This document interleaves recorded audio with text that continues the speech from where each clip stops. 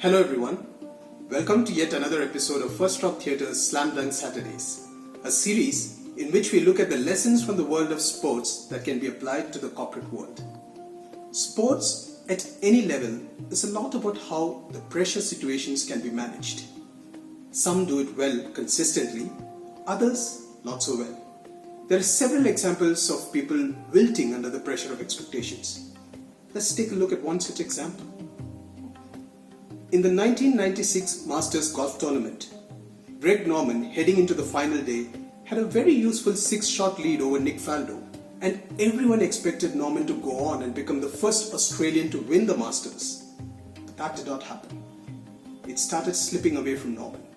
By the time it was the 8th round, the gap between the two had considerably reduced, and then Norman went ahead and completely bogeyed the holes 9 to 12. Literally handing over the tournament to Faldo on a platter.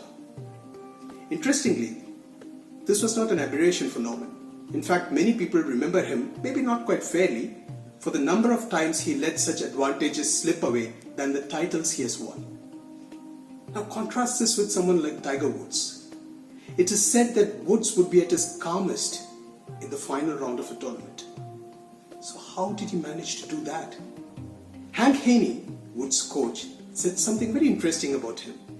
He said that Woods would not let the pressure of such situations get to him. He would not focus on some specifics that would make him anxious, like whether his swing is coming out right, whether he's gripping right and things like that. Instead, he would focus on cue words or phrases that enabled him.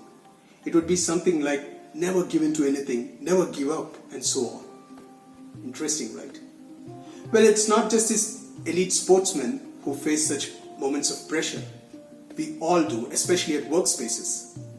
So the next time when we are in a moment of such pressure, maybe when we have to make that presentation to a client or a demo of our project to stakeholders, or just writing up that piece of code against a deadline, it's very useful to remember maybe not to focus on the specifics like, am I going to remember my lines? Is the demo going to come out all right?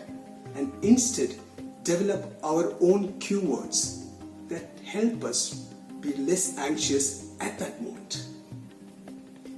In our theatre and art-based workshops that we conduct for corporates, we help teams and individuals become aware of their strengths in such pressure moments and help them develop their own cue words. Well, that's it for this episode. Thanks a lot for watching. As always, please do write in your comments. Until we meet next week for the next episode, take care